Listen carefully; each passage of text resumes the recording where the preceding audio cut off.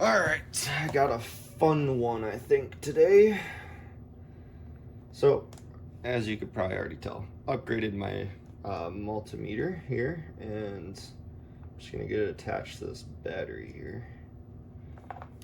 And I will double check, make sure you guys can see this.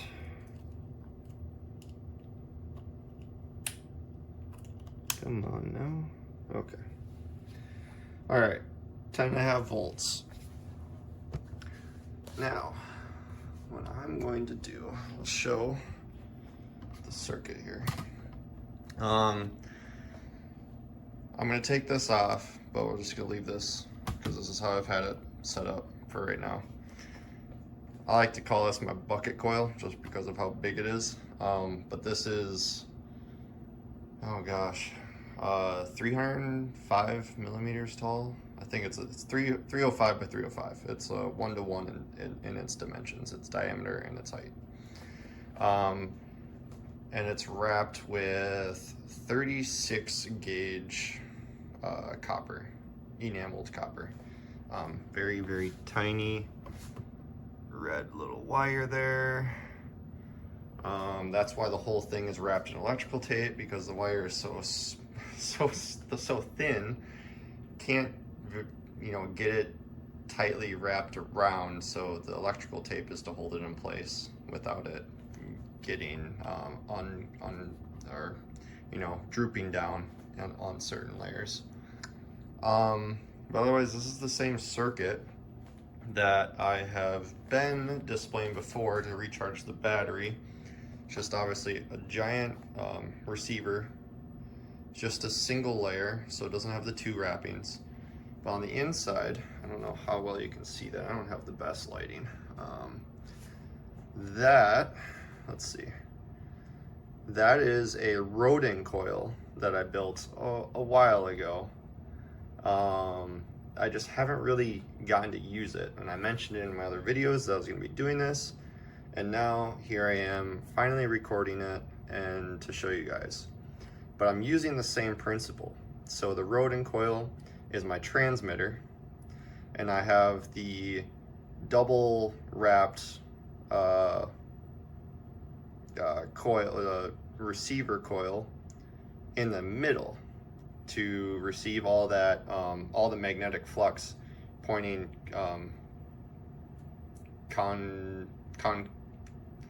converging in rather than catching the divergent waves out. And well, I'll fire it up, but the Rodin coil is 3 layers wrapped with 2 separate windings. So rather than having a single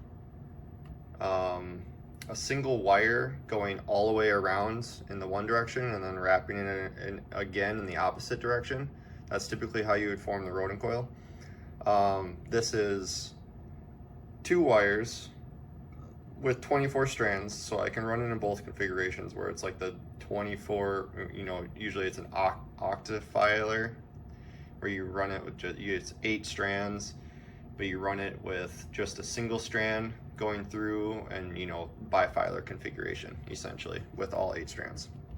But this is 24 strand cable wrapped one direction, and then the 24 strand cable wrapped still as current goes, but just oppositely wrapped. So one wraps around this way and the other one wraps around this way, and then that's 3 layers. So one wrapping, and then the other cable wraps opposite, and then it switches, and then we wrap another layer, and then 3 times.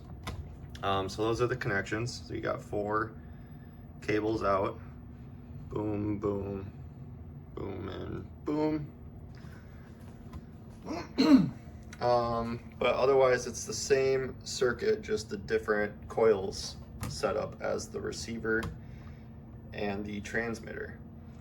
It's still got the parallel capacitor bucket, which I'm actually using this side for the bucket and this side for the receiver on the inside.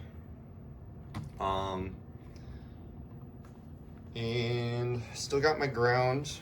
Got this meter, which actually doesn't show anything in the ground, but when I connect this to the ground, I get a reading. I don't have a battery in this thing, so maybe that's partially why. I don't think I have. I gotta take this apart and double check that I have a battery in there, but I think you're supposed to put in a battery, but I've been running it without a battery. And then let's just, I'm just using this side as an additional bank to this side for capacitors. So I have 2 spots, more room to put in capacitors for that parallel capacitor bank between. I'm sorry, I kind of got a cord mess. I should clean that up, but yeah, it's the same setup I've been running, just with the different Rodin coil. As far as the actual circuitry here. So I got the cap bank running between the negative and the emitter of the transistor here, and the, let's see, steps out of this yellow one. This yellow one goes to this, the yellow goes to this black and the green. The black goes to ground. The green goes to, it's kind of hard to see, but it goes to this winding, which is this one right here. So if you were to think of it as a standing coil right here, it's the bottom input of the inner winding is what that's feeding into. If you want another description of the circuit, go out to MTECH's channel. He's got a schematic about it, and this is the same circuit, just using different coils. So now I'm gonna show the oscilloscope. I'll show you where my probes are. So we've got pink or purple on the collector of the transistor, an NPN transistor, N-channel transistor. We've got the blue channel on the positive output of the rectifier here. That is attached to the battery. I'm just gonna hit this so it doesn't shut off on me. And then we have the yellow channel connected to the receiver. It's really hard to see, but it's connected to this coil. Okay, light. It's connected to this one, not the Rodin coil. It's connected to the receiver. Okay, voltage is 12.5. And we'll see. I'm not going to adjust any capacitors right now, so it's probably inefficient, but that's kind of what I want to show. So we're going to flip it on. There's our frequency, or our waveform, 70 kilohertz. That's probably very, I think the problem is I don't have enough of core material in the center of that thing, because this thing pumps out, look, it dropped my voltage, and we have just a crap ton of amps for this circuit coming through. So what does that mean? If it's auto, I think it's a safety protocol, right? It's a protection layer if it's dropping my voltage, because it's pushing out way too much current for this power supply. And you can see that here's the peak on the collector of the transistor. It's getting a 20 volt spike, and I was originally pumping in 12.5 volts. So let's dial this down to where it stops. Let's see. I'm gonna shut it off, just so we can see that it's not staying in that protection mode where it's dropping my voltage. And maybe I'm wrong about that. Maybe someone watching this video in the comments knows what's actually happening, and could be just partially this meter. That sucks. That's plausible. Okay, so we're gonna run at 10.5 amps, or 10.5 volts. Excuse me. Okay, flipping the switch, and we are down to a 16 volt spike. We are collecting, we are receiving 17, 18 volts on the yellow, and the output of the rectifier is about 5 volts. And ooh, look at that. I should have showed this before. We're seeing 12 volts on the battery right now with the circuit on. As soon as I shut the circuit off, it'll probably drop dramatically, but let's just do that. Okay, watch that baby drop. Let's see how fast it drops.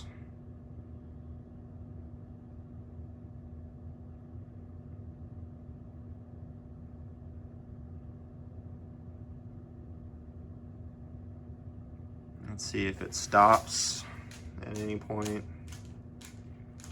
Maybe I'll fast forward through this. I don't know. We'll see how awkward it is when I'm editing.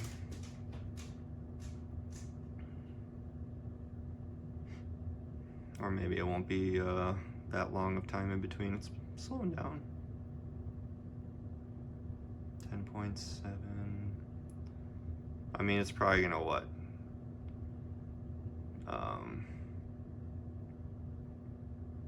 Slow down until it reaches back to like that 10.5 mark, maybe 10.6. I don't know. Let's just turn it back on. And it stays in this waveform for the most part. Well, this is if the battery's connected. It is a different waveform if I disconnect the battery. Here's a neon little bulb. So let's just do that. I see we're back at 1206. Let's see. I'm just gonna disconnect both sides. Whoops, sorry for that jolt.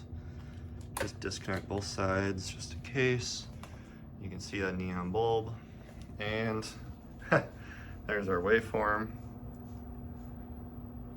We are up to 20 volt spike off the rectifier, 20 volt spike off the receiver coil on the inside of the Rodin, and only a 11 volt spike on the collector of the transistor, the purple.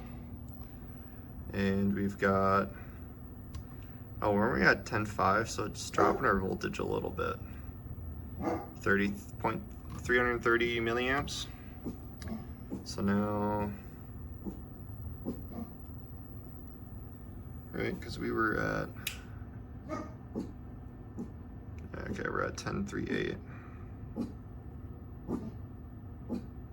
Wait, I'm going up. Okay, let's go down.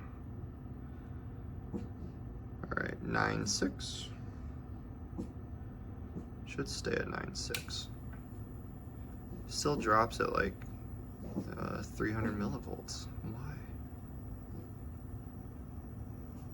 What's our... all right, so I'm gonna keep the camera on the oscilloscope while I turn the voltage down.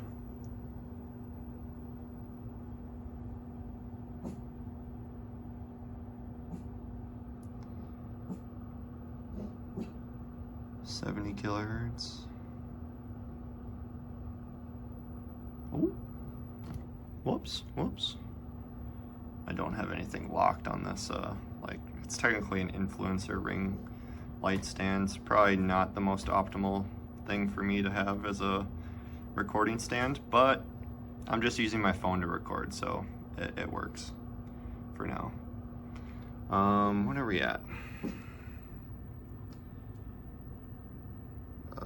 180 milliamps, 737 volts. Let's turn this off. Does it stay? I dropped it by 200 millivolts. That's weird. Waveform, neon bulb. I don't know if on the receiving end, I know I just said it, but I don't think that curve changed very much. Okay, I'm going to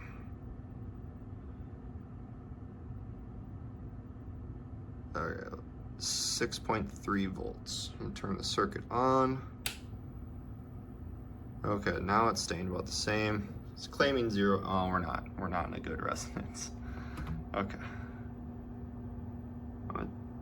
No, I turned it down. Now it's completely dead. Oh, there we go. Just turn it up enough just so it comes back stable. Oh. Oh. It's coming. Okay. It seems to like that. Let's turn it back down a little bit. We're at 6.9 volts according to this meter. Okay, that's 6.4, and as soon as it hits 0 amps, which is probably under 100 milliamps, is when that thing technically goes to 0. It's just an observation. So what is this? There's the neon bulb, barely kind of blinking.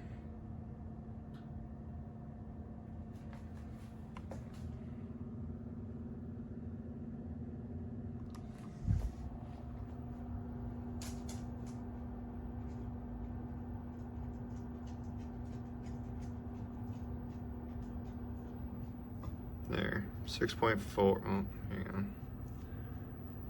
6.4 with 0.1314. Okay. Pretty bright. And you really can't see that.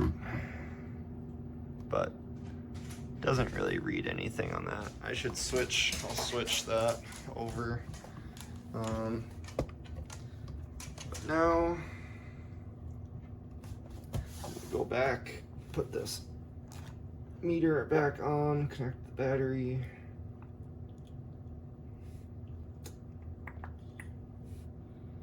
Okay.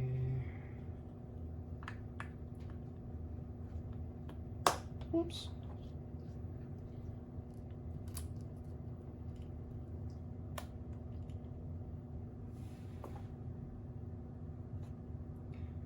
Because it's a weak signal right now. Okay, reconnect the battery. We're going to just move this away from the edge.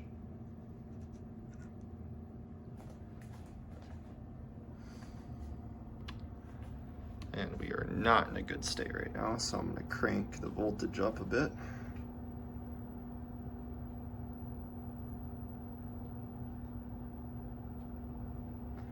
Look at that. We're only at 8 volts and it's pushing 450 milliamps. I'm not exactly sure how to interpret that. So if you guys have more experience, please let me know in the comments. I am a noob. Or we can just say I'm an idiot, that's fine too.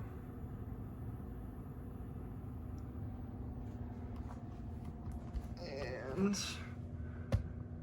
a voltage reading on the battery.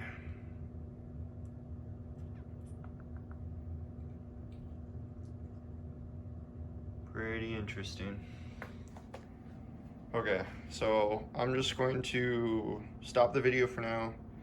I'm going to take the bucket off and just get some footage. I'll edit a new video inline when I get the bucket off. Okay, we are back. Here is a better shot of the Rodin coil with the middle receiver. You can see one line there, one line there, a bottom line there. You can kind of see it across my finger there. That's going to the bottom. It probably would have been better to feed the connections down through here, but screw it. And then it is, you can kind of see the wire right here. This is the other bottom connection. So yeah, there's probably interference with that. So close and wrapped around, and then yeah, the ferrites. I do have more ferrite rods coming, so I really think there's a problem with the amount of not having enough core inductance. Oh, my meter is beeping at me. Don't be mad. Okay. So we are at 14 volts without the circuit on. We'll watch the oscilloscope. You get, it's connected to the battery, so it's the same waveform. Voltage drops 0.7 volts, amps at 0.9. I've seen that climb to 2 amps before when you, okay, if we really push the voltage.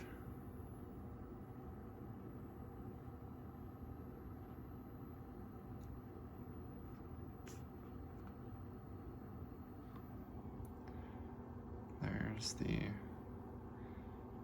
ooh, there. I mean, the oscilloscope falls stable, but the amps sure do not. And what's the reading? 12.2. Now that works great, but because there's so much amperage, this thing heats up pretty quick. So, although it may charge the battery, it's charging very inefficiently, and I do not dare do any longevity testing because I just know that thing's gonna fry. It's not gonna last long, but we'll do it for the brief moment of the video and brief moments of testing. So let's get some numbers so we can see those peak voltage spikes across the diode, the receiver, and the collector.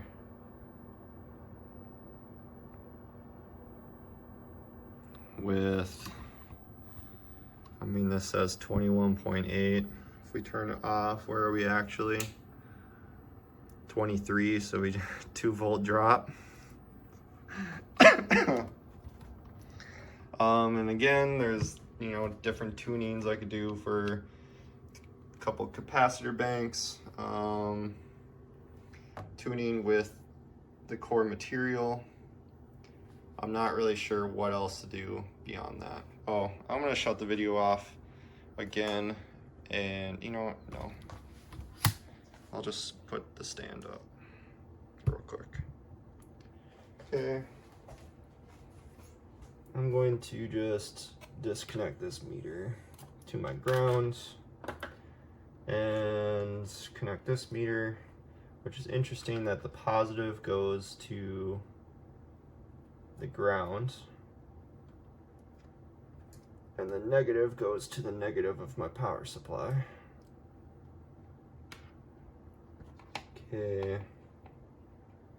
I don't know the best way to stand that up to see.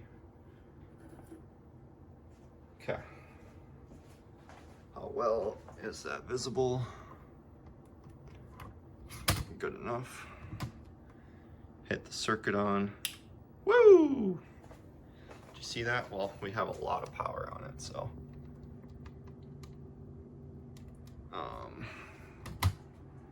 I'll just do this,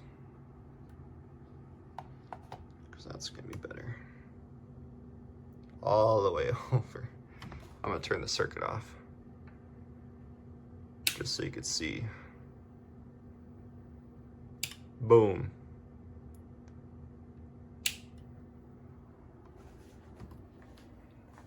Okay, let's turn the circuit down so I can show that again. And that is that's a 500 milliamp ammeter setting right now. Let's just turn this all the way back down to, well, for this circuit, a comfortable 7. Okay. Flip her back on, not very strong. And our meter reading is not all the way this time. And that adjusts based on, you know, the cat bank I put in here, core material, cat bank over there. I'm not gonna sit and putz with the tuning of the capacitors right now in this video, but you guys can probably imagine its effects. We're gonna turn this back up, just so we get a better look. Yeah, it kind of seems different. It's a little different without that bucket. That's a lot more amperage for the 12 volts. That thing is cranked all the way now. And we're back at our 12.06 volt on the battery. But that poor transistor is just taking a beating. Good thing it's a high power, big, whoops, sorry. Thing kind of spins on me. Here is,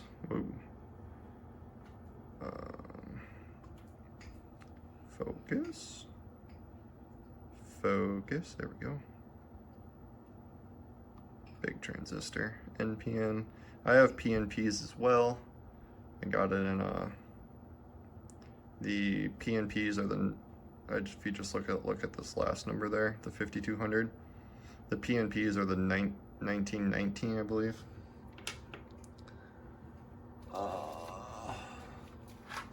This is the kits.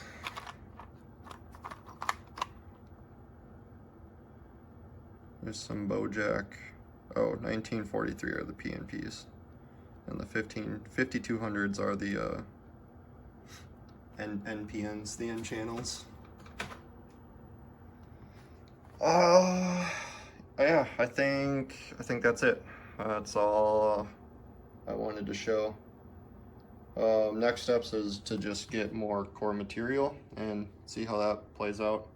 If you guys have suggestions, tips, tricks, hey, I know there was a comment in one of my older videos 2 or 4 months ago about wanting to do the Rodin coil as a transformer.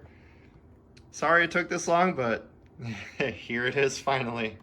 So to anyone watching and